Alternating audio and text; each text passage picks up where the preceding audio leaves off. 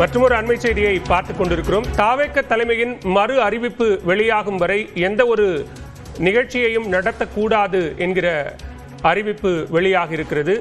இது தொடர்பான கூடுதல் விவரங்களோடு இணைகிறார் சிறப்பு செய்தியாளர் நவீத். தற்போது இந்த அறிவுரை என்பது தாவேக மாவட்ட நிர்வாகிகளுக்கு வழங்கப்பட்டிருக்கிறது. விவரங்களை பதிவு செய்யலாம்.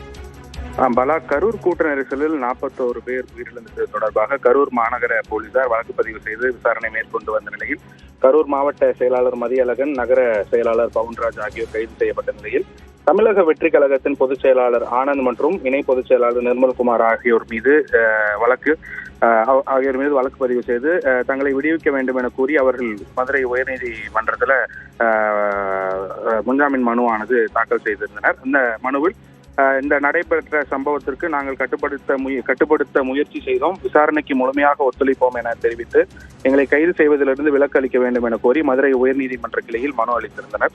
இந்த மனு வரும் வெள்ளிக்கிழமை விசாரணைக்கு வருகிறது. இந்த நிலையில் இந்த கரூர் சம்பவம் தொடர்பாக வீடியோ காட்சிகளை கேட்டு ஆதவர்ஜுனா, நிர்மல்குமார் ஆகியோர் தரப்பினருக்கு நோட்டீஸ் வழங்கப்பட்டதாகவும் தகவல் வெளியாகியது.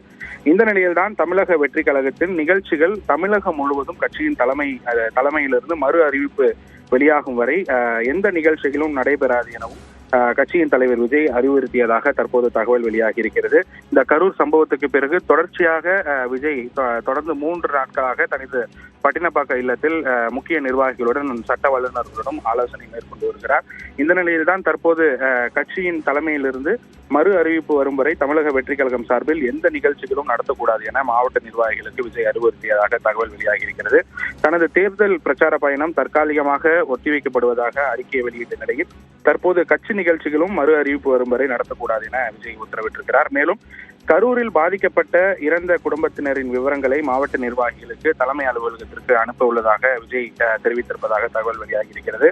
நாளை கரூர் கூட்ட நெரிசல் தொடர்பான வழக்கு விசாரணை நடைபெறும் நிலையில் நீதிமன்றம் உத்தரவு வந்த பிறகு கரூர் சென்று உயிரிழந்தவர்களின் குடும்பத்தினரும் மற்றும் பாதிக்கப்பட்டவர்கள் குடும்பத்தினரை விஜய் நேரில் சந்திக்க இருப்பதாகவும் அதற்கான திட்டங்களை தற்போது நிர்வாகிகளுடன் பேசி வருவதாகவும் தகவல் என்பது கிடைத்திருக்கிறது. விவரங்களுக்கு நன்றி நவீன்.